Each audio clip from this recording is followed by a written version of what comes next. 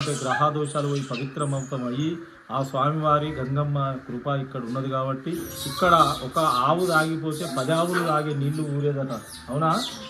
అక్కడ శతాబ్దాలు 4 శతాబ్దాల నుంచి ఇక్కడ అమ్మవారు శివుడు కూడా ఉద్భవించి ఉన్నది కాబట్టి ఇప్పుడు శివలింగాన్ని మీరు తీసుకున్నట్టు ఫోటోలో అక్కడ కూడా ఉన్నది.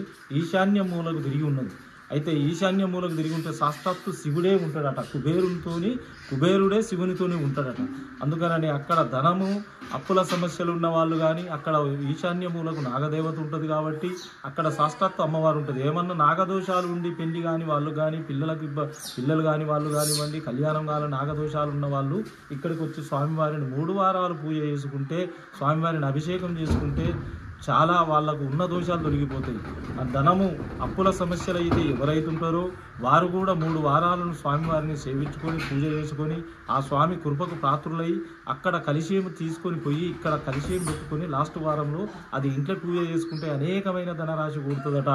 వాళ్ళు చేసే బిజినెస్ బంధాలు కానీ, ఉద్యోగం పరంగా కానీ, ఆరోగ్యపరంగా కానీ, ఆలోచన పరంగా కానీ ఈ బుగ్గ రామేశ్వరుడు స్వామి వాళ్ళకు సదా తోడై భోగ్య భాగ్యాలు ఇస్తేవాడు కాబట్టి భోలాశంకరుడు యథార్థంతో కోరుకుంటే భోలాశంకరుడు ఏది ఆశించకుండానే ఏది చూడకుండానే ఇచ్చేసేవాడు కాబట్టి ఈశాన్య మూలకు తిరిగి ఉన్నది కాబట్టి సోమసూత్రంతో కూడిన లింగం కాబట్టి ఆ భగవంతుని వచ్చి ఈ మాఘమాస ఇప్పుడు 29వ తారీఖు నాడు ఇక్కడ పెద్ద జాతర జరుగుతుంది కాబట్టి అనేక భక్తజనులు ఉన్న భక్తజనులు అందరూ వచ్చి ఆ భగవంతుడి బాంధవులు అందరూ వచ్చేసి స్వామివారిని దర్శించుకొని ఆ స్వామివారిని పూజించుకొని ఆ కృపకు ప్రాప్తులు కావాలని మనస్ఫూర్తిగా కోరుకుంటూ సుఖ సంతోషాలు వాళ్ళకు వైభోగాలు ఉండాలని కోరుకుంటూ ఆ భగవంతుని శివ పార్వతి ఆశీస్సులు ఉండి ఓం నమః శివాయ శుభకం భవతు.